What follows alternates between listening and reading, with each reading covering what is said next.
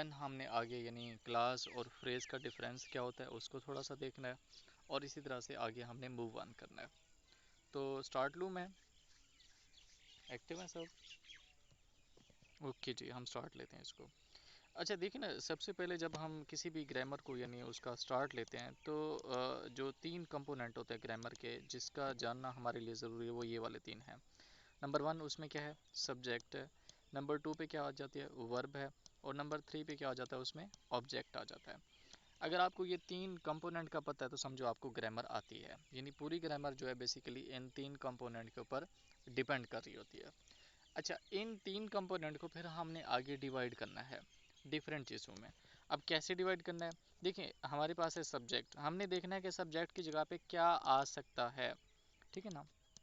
तो अब हम ये देखने लगे हैं सब्जेक्ट की जगह पे नंबर वन क्या आ सकता है? नाउन आ सकता है, यानी नाउन क्या हो सकता है? सब्जेक्ट हो सकता है, पहली बात। दूसरी बात, सब्जेक्ट की जगह पे और क्या आ सकता है? प्रोनाउन आ सकता है, प्रोनाउन भी सब्जेक्ट की जगह पे आ सकता है। दो बातें होगी। तीसरी बात, इसके अंदर और क्या आ सकता है? आपको पता है नाउन या प्रोनाउन को कौन यानी फॉलो कर रहा होता है? एडजेक्टिव फॉलो करता है। इट मीन सब्जेक्ट की जगह पे एडजेक्टिव भी आ सकता है, इसको मैंने ए लिख दिया। अच्छा, एक और टाइप है जो शायद अभी आपने ना पढ़ी हो लेकिन मैं आपको बाद में पढ़ाऊंगा, डिटर्मिनर की।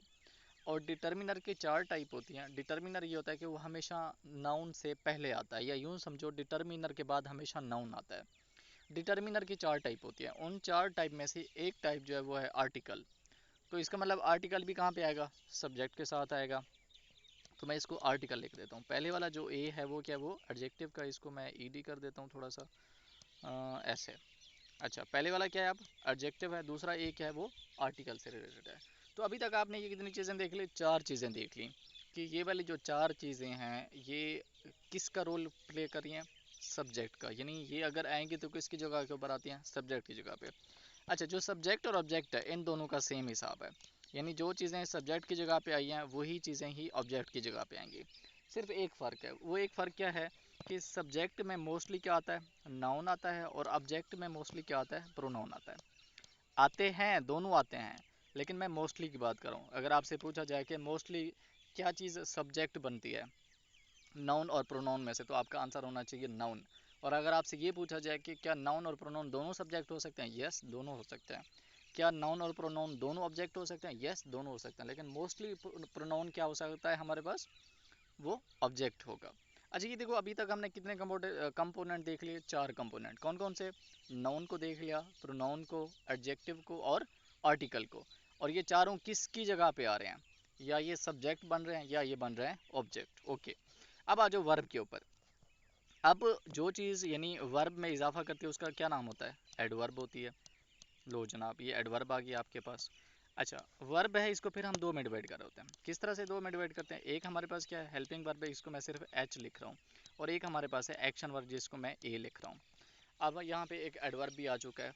अब पीछे जो यानी पार्ट्स ऑफ स्पीच हैं उसमें से सिर्फ दो चीज़ें रह गई हैं। Number one punctuation, number two हमारे पास प्रेपोजिशन है। अब आपने थोड़ा सा समझना है। अच्छा, ये देखो अब क्लास और फ्रेज में क्या डिफरेंस है? पंक्चुएशन का मैं आपको यहीं पे बता देता हूँ, और जो प्रेपोजिशन है वो हम बाद में पढ़ेंगे, पहले हम क्लास और फ्रेज को समझ लेंगे। अब इनको आपस में ये जो डिफरेंट अभी तक हमने कंपोनेंट किए हुए हैं, ये कितने कंपोनेंट हो गए? एक, दो, तीन, चार, पाँच। पांच कंपोनेंट अभी तक हमने किए हैं, यानी जो पार्ट्स ऑफ स्पीच हैं। अब ये जो पांच कंपोनेंट हैं इनको जब हम आपस में यानी कनेक्ट करते हैं, उसके लिए जो यानी हम ग्रामर का कंपोनेंट यूज़ करते हैं उसको हमने क्या नाम दिया हुआ है? उसको पंक्चुएशन का नाम देते हैं, यानी जिसमें हम फुल स्टॉप लगा रहे हैं, हम उसमें साइन ऑफ एक्सक्लेमेशन लगा रहे हैं, इंटेरोगेटिव सेंटेंस लगा रहे हैं, जो डिफरेंट हमारे पास यानी डिफरेंट साइन ऑफ यानी पंक्चुएशन है। पंक्चुएशन भी हो चुकी। अब ये कितने कंपोनेंट हो गए? अभी तक हमारे पास 6 कंपोनेंट हो गए, दो और रहते हैं। अच्छा, उन दो और को समझने के लिए मैं थोड़ा सा पहले आपको ये समझाना चाहूँगा कि व्हाट इज़ क्लास और फ्रेज, कि क्लास और फ्रेज में डिफरेंस क्या है। ग्रामर जो मॉडर्न ग्रामर है वो बेसिकली स्टार्ट ही यहीं से होती है, क्लास और फ्रेज से। अगर आपको क्लास और फ्रेज का डिफरेंस पता चल गया तो समझो आपको ग्रामर आती है। अच्छा, ये आपको तरतीब थोड़ी सी समझ आ गई। अब ये मैंने आपको स्ट्रक्चर क्यों समझाया है? आई खाम में समझाया है? नहीं जनाब, अगर आपको ये स्ट्रक्चर आता है तभी आप एक एमसीक्यूज़ को पिक कर पाते हो, जो एक सबसे बड़ा अलमिया है कि जो भी टीचर इंग्लिश पढ़ाता है, जो भी स्टूडेंट इंग्लिश पढ़ रहा होता है, उसको रूल सारे रटे होते हैं। अच्छा जी, उसको यानी सारी जगहों से उन्होंने पढ़ा होता है कि से फ़लाँ फ़लाँ लेकिन जब सामने सवाल आता है, सवाल पे की नहीं होता उसको, उसको मिस्टेक फाइंड ही नहीं होती। और जब वो आंसर की देखता है, फिर उसका दिमाग उसको देता है, ओ यार ये तो मुझे आता था। तो वो मतलब आपसे क्यों नहीं पिक होता, उसकी बेसिक रीज़न ये, आपको स्ट्रक्चर ही नहीं पता। देखिए ना, कोई भी चीज़ है, आप जैसे हम मेडिकल के अंदर है, जब मुझे आर्टरी वेन का पता ही नहीं होगा तो मैं कैसे आइडेंटिफाई करूँगा कहाँ पे हेमरेज हो रहा है। मुझे पहले स्ट्रक्चर पता होगा तभी मैं बता सकूँगा ना कि ये रेडियल आर्टरी है, ये यानी फलां आर्टरी है, फलां आर्टरी है। तो ये बेसिकली स्ट्रक्चर ऑफ ग्रामर है। अब इसको मैंने आगे इलाबोरेट करना है जब ये यानी कल वाला लेक्चर हो गया, तो मैं भी जैसा आपको एक थोड़ा सा वो क्या कहते हैं बुनियाद रख रहा हूँ आपकी। इसको किस तरह से हमने आपस में रिलेट करना है उसके ऊपर तो हम बाद में जाएंगे। मैं अभी आपको क्लास और फ्रेज का एक डिफरेंस बताने लगा हूँ, ताकि आपको पता चले कि what is the difference between class और फ्रेज, कि क्लास और फ्रेज में क्या डिफरेंस है। अभी तक हमने क्या बात की, हमने कहा जनाब हमारे पास तीन कंपोनेंट हैं, सब्जेक्ट है, वर्ब है और ऑब्जेक्ट है। ग्रामर के कौन से पार्ट्स ऑफ स्पीच ऑब्जेक्ट की जगह पे आ सकते हैं, कौन से सब्जेक्ट की जगह पे आ सकते हैं, और कौन से वर्ब या एडवर्ब यानी उसमें आ सकते हैं, इजाफा हो सकता है। अब हम किस पे आ रहे हैं, अब हम ये आ रहे हैं कि what is the class and phrase, class और फ्रेज में क्या डिफरेंस है। देखो फिर वही बात, कंपोनेंट वही तीन रहने हैं, यानी subject plus verb plus object, ये तीन कंपोनेंट है। अच्छा इसमें ना एक मज़े की बात है, और वो मज़े की बात क्या है, वो ये है कि जो हमारे मॉडर्न ग्रामेरियन हैं, यानी जो मॉडर्न ग्रामर है, उसके मुताबिक वो ये कहते हैं कि भाई जो ऑब्जेक्ट है इसको हम कंसीडर ही नहीं करते। ओके जी, बात ही ख़त्म हो गई। अब देखो ऑब्जेक्ट नहीं है तो बाकी कितने कंपोनेंट हैं, सिर्फ दो ही, कौन से, जिसमें एक हमारे पास सब्जेक्ट है और एक वर्ब है। तो वो ये कहते हैं कि कोई भी ऐसा सेंटेंस, बेटा आपने वो अपने आप को वो ही नहीं किया हुआ, अपनी यानी जो वॉइस है वो भी ऑन नहीं की हुई ना, जहाँ पे लिखा हुआ है ना ज्वाइन द ऑडियो, वहाँ पे क्लिक करके ऑडियो ज्वाइन करें, इसलिए आपको आवाज़ नहीं आ रही होगी। अच्छा जी, वो ये कहते हैं कि कोई भी ऐसा सेंटेंस जिसके अंदर सब्जेक्ट और वर्ब ये दो चीज़ें एक साथ होंगी, उसका नाम होगा क्लास, उसको हम क्लास बोलेंगे।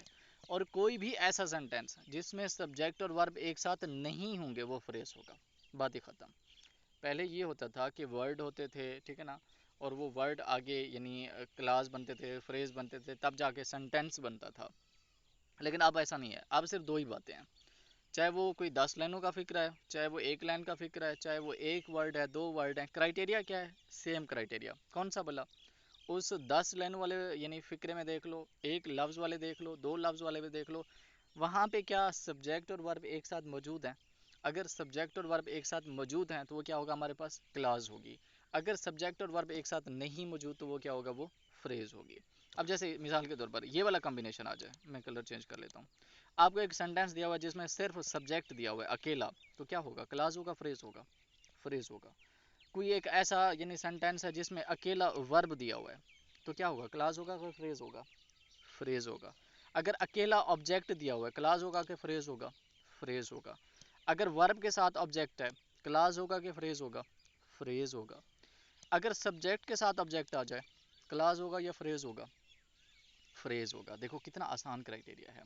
मैं अक्सर समझाता होता हूँ कि जो सब्जेक्ट है वो मियाँ है, और जो वर्ब है वो बीवी है, और जो सी है वो चाइल्ड है। अब देखो बच्चा तभी आ सकता है जब मियाँ बीवी एक साथ होंगे, अगर मियाँ बीवी एक साथ नहीं है तो बच्चा नहीं आ सकता, चाइल्ड नहीं हो सकता। तो अगर सब्जेक्ट और वर्ब किसी भी सेंटेंस में एक साथ होंगे तो वो क्या होगी, हमारे पास क्लास होगी। अगर सब्जेक्ट और वर्ब एक साथ नहीं होंगे तो वो क्या होगी, वो फ्रेज होगी। अब इसकी मैं आपको एग्जांपल देता हूँ। ये बात समझ आइए, किसी के पल्ले पड़ी है कि नहीं पड़ी, कि what is the difference between class और फ्रेज। इसको, इस कंसेप्ट को रट लो, यही यही इतना सा बस, ये कंसेप्ट था कि क्लास और फ्रेज में क्या डिफरेंस है। इतना ही आसान सा है। अभी हम इसकी एग्जांपल देख लेते हैं ताकि हमें पता भी चल जाएगा जो चीज़ हमने अभी पढ़ी है क्या वो वाकई अप्लाई भी हो रही है या नहीं हो रही।